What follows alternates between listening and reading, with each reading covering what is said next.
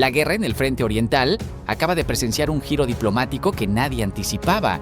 Israel, conocido por su postura cautelosa en el conflicto entre Rusia y Ucrania, rompió su neutralidad histórica y anunció el envío de armamento avanzado a Kiev, marcando un punto de inflexión que estremeció los cálculos del Kremlin. La decisión llegó acompañada de un paquete de sistemas antimisiles Iron Dome y tecnología de contramedidas electrónicas que ya están siendo desplegados en sectores críticos del Donbass, donde las fuerzas rusas intentan consolidar sus ganancias territoriales desde hace meses. El anuncio se produjo tras semanas de presión diplomática occidental y un cambio en la percepción israelí sobre el apoyo encubierto que Moscú brinda a milicias respaldadas por Irán en Siria. Fuentes del gobierno ucraniano confirmaron que los primeros cargamentos aterrizaron en aeródromos protegidos del oeste del país, bajo estrictas medidas de seguridad. La llegada de este equipamiento representa no solo un refuerzo material, sino un mensaje político contundente. Rusia ya no puede contar con la ambigüedad de actores regionales clave. En el terreno, el impacto fue inmediato. Unidades ucranianas desplegadas cerca de Krinichki, la cabeza de puente al sur del Dnieper, que ha costado sangre y munición durante meses, recibieron nuevos sistemas de comunicación cifrada y drones de reconocimiento táctico israelíes, capaces de operar en condiciones de guerra electrónica intensa. Los comandantes locales reportaron que la capacidad de detectar movimientos enemigos se triplicó en cuestión de días, permitiendo contrarrestar los ataques nocturnos que habían desgastado la moral de las tropas atrincheradas en esa zona pantanosa y hostil. Las defensas rusas respondieron con incremento de fuego artillero sobre posiciones ucranianas en el sector oriental, pero según analistas militares, el verdadero golpe fue psicológico. Moscú había apostado por el aislamiento progresivo de Kiev en el escenario internacional, esperando que el cansancio occidental erosionara el flujo de ayuda militar. La entrada de Israel en la ecuación destruyó esa narrativa. Medios rusos intentaron minimizar el anuncio, calificándolo de gesto simbólico sin relevancia táctica, pero los canales militares internos reportaron reuniones de emergencia en el Estado Mayor en Moscú. El envío incluye también misiles antitanque Javelin de fabricación conjunta con Estados Unidos que serán integrados en brigadas mecanizadas que operan en el eje sur. Estos sistemas ya demostraron su letalidad en las primeras fases de la invasión, pero la llegada de nuevas unidades revitaliza la capacidad ofensiva ucraniana justo cuando Rusia intenta lanzar una ofensiva primaveral en varios frentes. Los instructores israelíes, discretos pero efectivos, han comenzado a entrenar equipos de operadores en bases del interior, transmitiendo tácticas probadas en décadas de conflicto asimétrico. La reacción en Tel Aviv fue mesurada pero firme. Funcionarios del Ministerio de Defensa declararon que la decisión responde a valores compartidos y defensa de la soberanía nacional, evitando mencionar directamente a Rusia, pero dejando claro que la paciencia con la cooperación militar ruso-iraní llegó a su límite. En Kiev, el presidente Zelensky agradeció públicamente el gesto, describiéndolo como un acto de valentía histórica que cambia el equilibrio. El Kremlin, por su parte, convocó al embajador israelí para expresar profunda preocupación, advirtiendo sobre consecuencias impredecibles en Medio Oriente. Sin embargo, Moscú tiene pocas herramientas para presionar a Israel sin comprometer sus propios intereses en Siria, donde mantiene bases aéreas y navales vitales. La jugada israelí expone la fragilidad de las alianzas rusas en un momento en que su economía de guerra enfrenta sanciones crecientes y su industria militar trabaja al límite. En el frente, los soldados ucranianos recibieron la noticia con mezcla de sorpresa y alivio. Para ellos, cada aliado cuenta, cada sistema de armas puede significar la diferencia entre resistir o retroceder. Ahora, con el respaldo israelí, la guerra entra en una fase donde las certezas del Kremlin comienzan a desmoronarse y el mapa de alianzas se redibuja bajo el fuego. El cielo nocturno sobre la región de Briansk se iluminó con un resplandor anaranjado que pudo verse a kilómetros de distancia. Una fábrica dedicada a la producción de municiones de artillería y bombas aéreas no guiadas estalló en una cadena de explosiones que convirtió el complejo industrial en un infierno de llamas y humo denso. Los videos que circularon en redes sociales mostraban columnas de fuego ascendiendo hacia la oscuridad mientras las detonaciones secundarias sacudían estructuras vecinas. Residentes de localidades cercanas reportaron temblores en sus hogares y ventanas quebradas por la onda expansiva. Lo que debió ser un turno de producción rutinario se transformó en una crisis que expuso la vulnerabilidad de la infraestructura militar rusa en territorio propio. El ataque, según fuentes preliminares de inteligencia ucraniana, habría sido ejecutado mediante una combinación de drones suicidas de largo alcance y dispositivos especializados tipo Baba Yaga FPV Swarm, diseñados para saturar defensas antiaéreas y alcanzar objetivos específicos con precisión quirúrgica. La estrategia implicó una aproximación escalonada. Primero, señuelos electrónicos desviaron los sistemas de radar, mientras que los enjambres ingresaron en vuelo rasante aprovechando el relieve boscoso característico de la zona. La fábrica, ubicada en un polígono industrial a las afueras de Starodub, había incrementado su producción en meses recientes para abastecer las líneas del frente en Donetsk y Lugansk. Su destrucción no solo elimina capacidad logística inmediata, también envía un mensaje estratégico sobre la capacidad de Kiev para golpear nodos críticos a cientos de kilómetros de la frontera. Testigos locales describieron escenas de pánico. Trabajadores del turno nocturno corrieron hacia las salidas mientras las primeras explosiones reventaban los almacenes de componentes químicos. Equipos de emergencia llegaron al lugar, pero el calor extremo y las detonaciones continuas les impidieron acercarse durante horas. Un ingeniero que logró escapar narró a medios locales cómo las alarmas antiaéreas sonaron apenas minutos antes del impacto, tiempo insuficiente para evacuar completamente las instalaciones. Sentimos el primer golpe como un terremoto. Luego vinieron los demás, uno tras otro. No había dónde esconderse, relató con la voz entrecortada. Las autoridades rusas confirmaron al menos 3 muertos y una docena de heridos.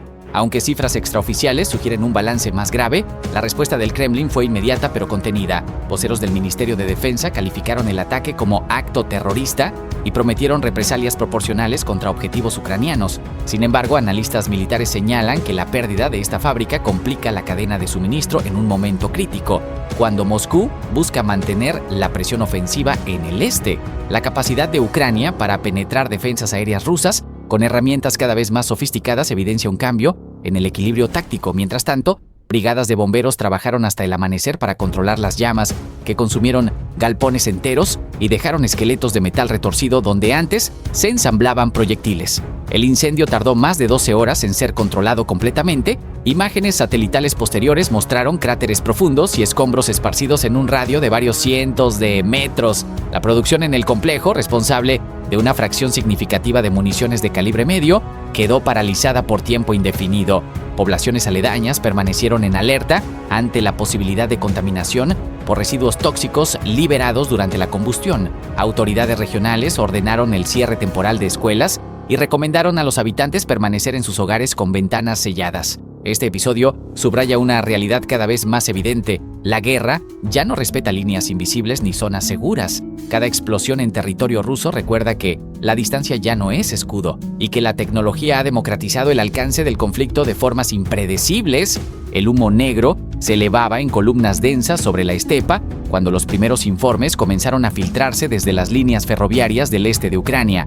Un convoy ferroviario ruso había sido alcanzado en plena noche y con él se desvanecía lo que analistas militares describen como la última apuesta logística significativa del Kremlin para sostener su ofensiva en el Donbass. La operación, ejecutada con precisión quirúrgica, dejó vagones retorcidos y equipamiento estratégico en llamas, confirmando una vez más que las arterias de suministro rusas siguen siendo el talón de Aquiles de su campaña. Según fuentes ucranianas, el convoy transportaba municiones de largo alcance, componentes de sistemas antiaéreos y piezas de reemplazo para blindados estacionados cerca de Lenin, zona que ha servido como nodo logístico crucial para las fuerzas rusas en el sector meridional. La pérdida no solo representa toneladas de material irreemplazable a corto plazo, sino un golpe simbólico en un momento en que Moscú lucha por mantener el ritmo operacional tras meses de desgaste sostenido. Comandantes sobre el terreno habrían advertido semanas atrás sobre la vulnerabilidad de estas rutas, pero la necesidad urgente de reforzar posiciones defensivas habría forzado la decisión de arriesgar el envío. La intercepción habría involucrado una coordinación compleja entre unidades de inteligencia y equipos de ataque de precisión. Drones de reconocimiento monitorearon el movimiento durante horas, rastreando cada kilómetro mientras el tren avanzaba bajo la falsa seguridad de la oscuridad. Entre los sistemas empleados, el Punisher UAV ucraniano habría jugado un papel en la fase de vigilancia inicial, proporcionando coordenadas actualizadas que permitieron el cálculo exacto del momento y lugar del ataque. Cuando las condiciones fueron óptimas, misiles de fabricación occidental, probablemente lanzados desde plataformas móviles, atravesaron las defensas antiaéreas rusas dispersas en la región. Testigos en localidades cercanas reportaron una serie de explosiones que sacudieron ventanas a varios kilómetros de distancia. El fuego se propagó rápidamente entre los vagones cargados con munición, generando detonaciones secundarias que continuaron durante horas. Equipos de emergencia rusos llegaron al sitio, pero la magnitud de la destrucción dejó poco margen para el rescate de material. Imágenes satelitales preliminares mostrarían al menos 12 vagones completamente destruidos y otros 6 severamente dañados, con cráteres visibles en la vía que interrumpirán el tránsito durante días, si no semanas. La respuesta del Kremlin fue predeciblemente evasiva. Portavoces militares minimizaron el incidente, calificándolo de daño menor sin consecuencias operacionales. Sin embargo, analistas independientes señalan que la pérdida de este convoy fuerza a Rusia a reconfigurar rutas de suministro, alargando tiempos de entrega y exponiendo nuevas líneas a vigilancia ucraniana. Comandantes en el frente oriental ya enfrentan escasez de proyectiles de artillería, y este golpe profundiza una crisis logística que amenaza con paralizar ofensivas planificadas para las próximas semanas. El impacto psicológico no es menor. Tropas rusas que dependen de estos envíos para sostener posiciones ven confirmada la incapacidad de su cadena de mando para proteger líneas vitales. En contraste, las fuerzas ucranianas celebran cada interrupción como evidencia de que la iniciativa táctica ha cambiado de manos. La moral se alimenta no solo de victorias territoriales, sino de la capacidad demostrada de golpear al enemigo en su retaguardia, lejos de las trincheras y los campos minados. Más allá del metal retorcido y las llamas, este ataque subraya una realidad estratégica. Las guerras modernas se ganan o se pierden en los rieles y carreteras tanto como en el campo de batalla. Moscú apuesta por prolongar el conflicto, pero cada convoy destruido acorta el margen de error. Para Kiev, cada tren que no llega a destino es un día más de resistencia, un mensaje al mundo de que la voluntad de luchar permanece intacta.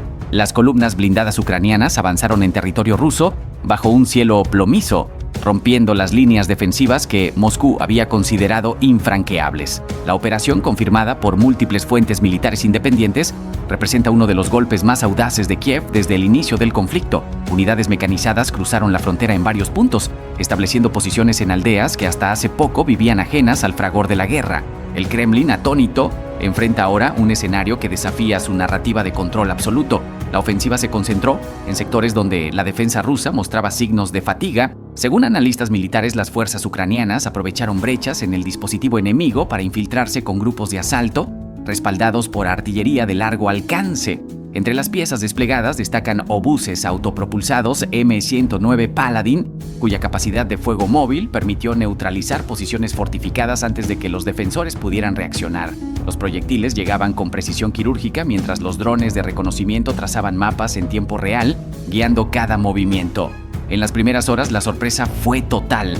Testigos locales reportaron explosiones que sacudieron poblados fronterizos, seguidas del rugido de motores diésel y el crujir de orugas sobre el asfalto. Las tropas rusas, dispersas y con comunicaciones comprometidas, intentaron contraatacar con artillería reactiva, pero la velocidad ucraniana superó la capacidad de respuesta. Aldeas como Pivnichne, mencionadas en reportes preliminares, quedaron en medio de una zona de combate fluida donde las líneas del frente cambiaban cada hora. El despliegue tecnológico resultó decisivo. Drones tipo Bayraktar y sistemas de guerra electrónica cegaron radares enemigos, mientras vehículos de combate ligeros flanqueaban posiciones rusas que esperaban un asalto frontal. La doctrina ucraniana, forjada en meses de combate intenso, mostró flexibilidad.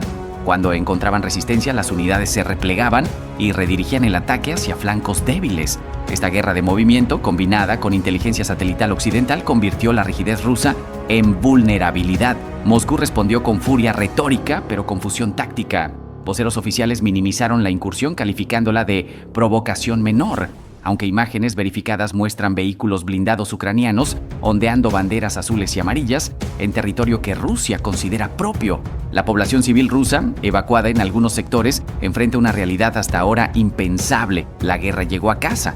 Las redes sociales rusas estallaron en debates entre quienes exigen represalias masivas y aquellos que cuestionan la competencia del mando militar.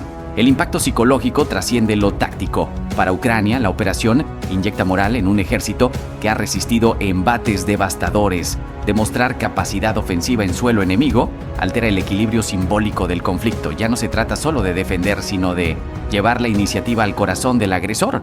Para Rusia, la humillación es palpable. Putin construyó su legitimidad sobre la imagen de fortaleza inquebrantable. Cada kilómetro perdido erosiona ese mito ante su propia población. Los analistas debaten si Kiev puede sostener estas posiciones o si se trata de incursiones destinadas a forzar un repliegue ruso en otros frentes. Mantener líneas de suministro en territorio hostil exige recursos que Ucrania administra con cuidado. Sin embargo, el mensaje ya está enviado. Las fronteras no protegen a quien las cruzó primero con intenciones de conquista. Mientras cae la noche sobre los campos recién disputados, las hogueras de vehículos destruidos iluminan un paisaje transformado. La guerra, cambiante y despiadada, acaba de abrir un capítulo donde las certezas de ayer arden junto con los restos de blindados carbonizados.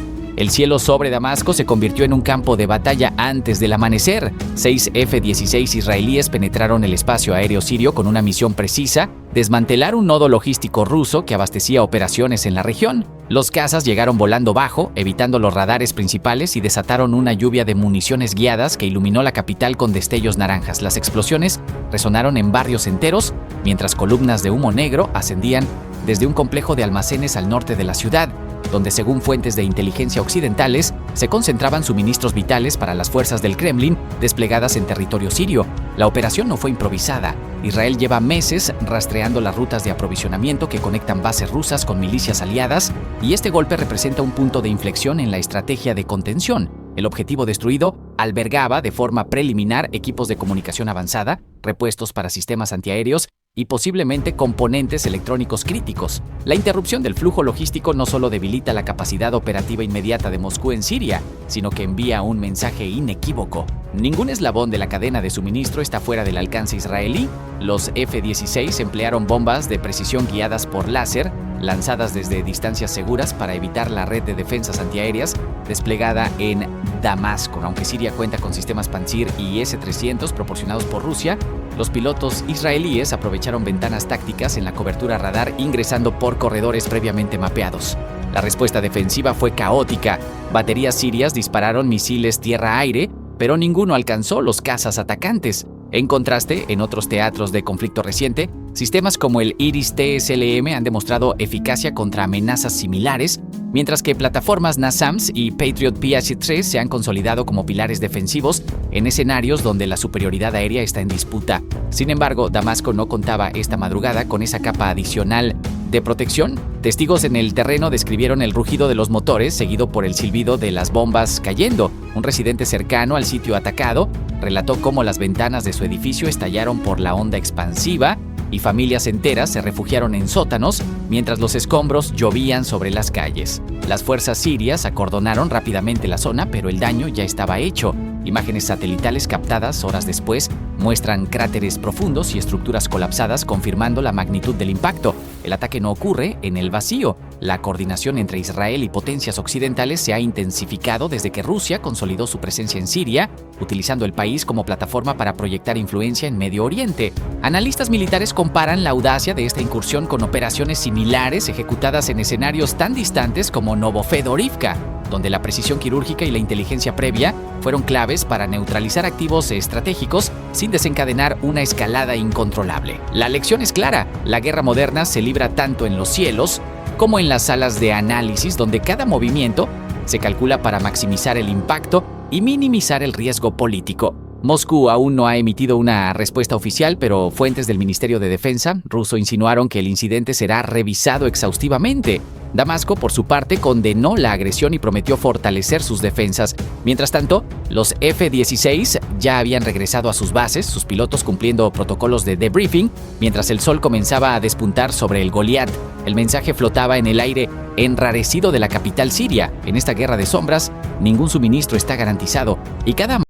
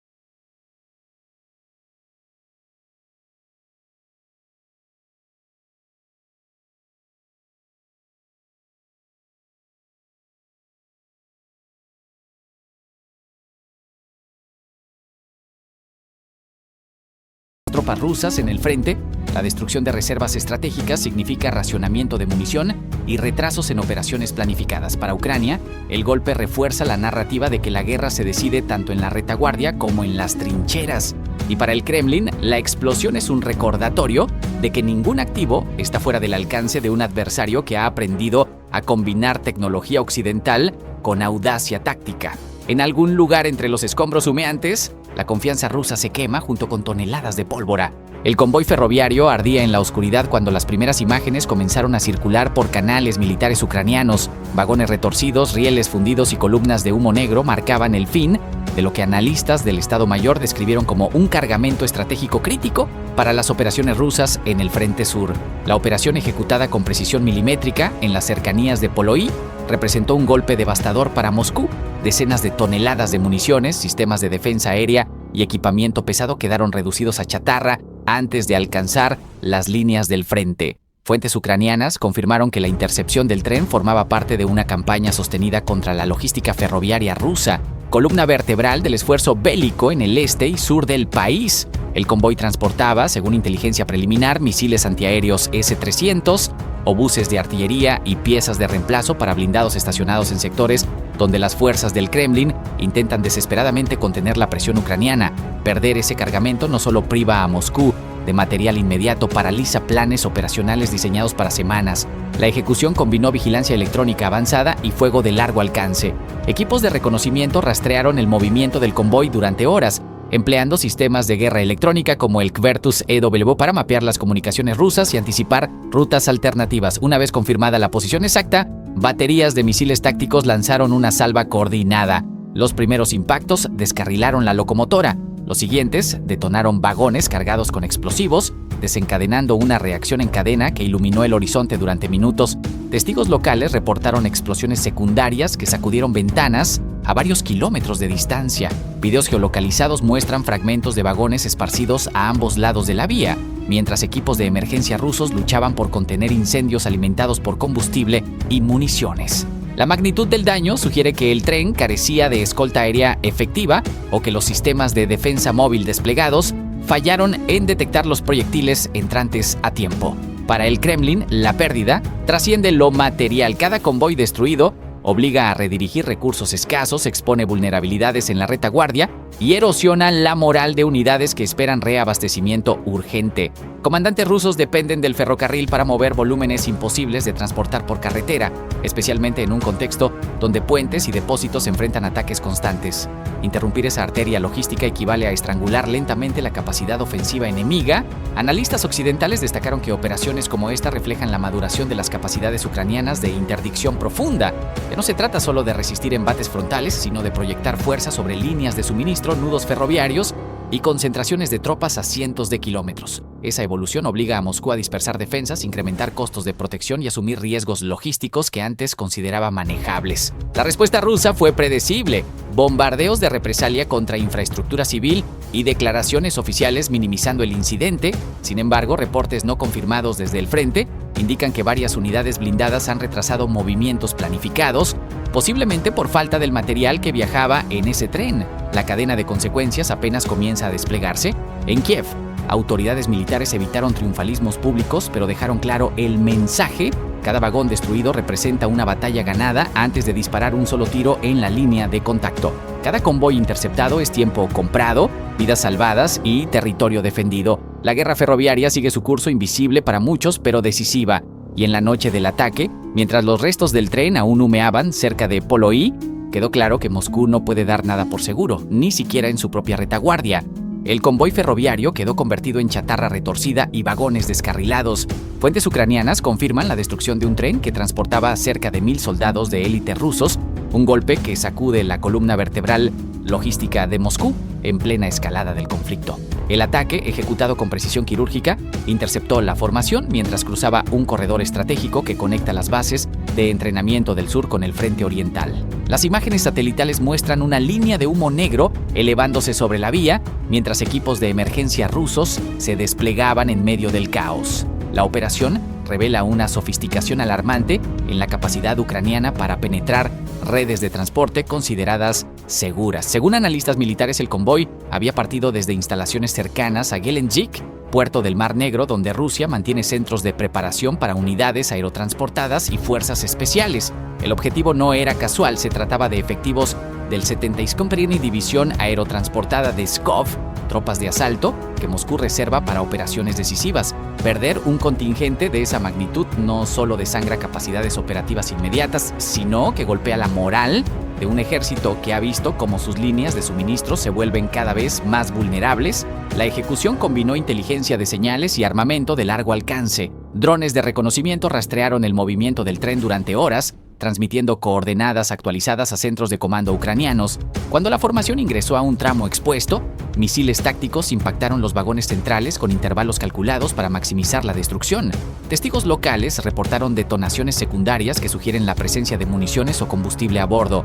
La defensa antiaérea rusa, pese a su despliegue en la zona, no logró interceptar los proyectiles, evidenciando brechas críticas en su red de protección terrestre. El Kremlin mantiene silencio oficial, pero canales militares rusos en redes sociales hierven con mensajes contradictorios. Algunos niegan la magnitud del ataque, otros admiten bajas limitadas sin precisar cifras. Blogueros afines al Ministerio de Defensa publicaron videos borrosos que intentan mostrar vagones intactos, aunque metadatos de las grabaciones sugieren que fueron filmados antes del incidente. Mientras tanto, hospitales militares en la región habrían recibido órdenes de prepararse para admisiones masivas, según filtraciones de personal sanitario que prefiere el anonimato. El impacto trasciende lo táctico. 1,000 soldados representan casi un batallón completo, una fuerza que tomaría meses reconstituir y entrenar. Además, el ataque expone la fragilidad de las rutas logísticas rusas, obligando a Moscú a replantear cómo mueve tropas y equipamiento. Kiev, por su parte, ha convertido estos golpes en herramientas de guerra psicológica, difundiendo grabaciones de drones y testimonios que amplifican la sensación de inseguridad entre las filas enemigas. Aunque no se confirmó su uso en esta operación específica, Ucrania ha empleado, en otras misiones, sistemas no tripulados marítimos como el USVC Baby para sabotear infraestructura costera, demostrando su capacidad de innovar con recursos limitados. Las consecuencias se sienten en ambos lados de la línea de contacto. Comandantes rusos enfrentan ahora el dilema de concentrar defensas en puntos fijos o dispersar recursos para proteger kilómetros de vías férreas. Cada tren que parte hacia el frente lleva consigo la incertidumbre de si llegará a destino. En Ucrania, la noticia se celebra como prueba de que la resistencia puede herir a un gigante, pero también como recordatorio de que cada victoria táctica invítame a represalias más brutales. La guerra de los rieles acaba de cobrar un precio que ningún manual militar puede cuantificar del todo, y el eco de las explosiones seguirá resonando mucho después de que se enfríen los escombros. La Plaza Roja se tiñó de un mar humano que Moscú no veía desde la caída del muro. Según estimaciones preliminares de organizaciones civiles, cerca de 2 millones de ciudadanos rusos convergieron en manifestaciones simultáneas a lo largo del país, exigiendo la renuncia inmediata del presidente Vladimir Putin. Las imágenes satelitales capturadas por agencias occidentales muestran concentraciones masivas no solo en la capital, sino en San Petersburgo, Ekaterimburgo, Novosibirsk y docenas de ciudades menores. Lo que comenzó como protestas dispersas por la situación económica y las bajas militares en el frente ucraniano, escaló en cuestión de horas hasta convertirse en el desafío más grave al Kremlin desde el colapso soviético. Los primeros disturbios estallaron en barrios periféricos donde las fuerzas de seguridad intentaron bloquear el acceso a puntos neurálgicos. Unidades antidisturbios desplegaron vehículos blindados en avenidas principales, pero la marea de manifestantes desbordó los cordones. Testigos locales reportan que columnas de ciudadanos avanzaban desde diferentes direcciones, muchos portando pancartas con nombres de soldados caídos en combate, entre ellos los mencionados en listas filtradas desde regiones como Klishchiivka, donde recientes ofensivas dejaron cientos de bajas rusas que nunca fueron reconocidas oficialmente. Ese detalle, la brecha entre el relato estatal y la realidad en las trincheras, actuó como detonante. En la capital, la tensión alcanzó su punto máximo cuando grupos de manifestantes rodearon edificios gubernamentales. Videos difundidos en redes sociales muestran enfrentamientos esporádicos, gases lacrimógenos dispersándose entre la multitud y cargas policiales que apenas lograban contener el flujo. La respuesta del Estado fue errática. Algunos comandantes locales optaron por la pasividad, otros por la represión selectiva. Fuentes dentro del aparato de seguridad sugieren divisiones internas sobre cómo proceder, con sectores del ejército mostrando reticencia a intervenir contra civiles en un momento en que las Fuerzas Armadas enfrentan su propia crisis de moral tras meses de desgaste en el frente. El Kremlin emitió un comunicado breve calificando las protestas de provocación orquestada desde el exterior, sin ofrecer pruebas. Putin no apareció públicamente alimentando especulaciones sobre su ubicación y estado. Analistas políticos en el exilio señalan que la magnitud del descontento supera cualquier precedente reciente, incluyendo las protestas de 2011 y 2012. La diferencia ahora radica en la amplitud geográfica y la participación de sectores tradicionalmente leales al régimen, veteranos de guerra, familias de militares, trabajadores industriales de regiones estratégicas. Mientras las calles de Moscú ardían en tensión, el conflicto en Ucrania continuaba su curso. Autoridades ucranianas reportaron actividad naval rusa en el Mar Negro, donde supuestamente se desplegaron minas navales inteligentes para proteger rutas de suministro hacia Crimea, una medida interpretada como preparación ante posibles ataques ucranianos, aprovechando el caos interno ruso. En el terreno, comandantes ucranianos observan con cautela, conscientes de que la inestabilidad en Moscú podría alterar la dinámica del conflicto, pero también generar reacciones impredecibles. La comunidad internacional reaccionó con mesura. Washington y Bruselas llamaron a la moderación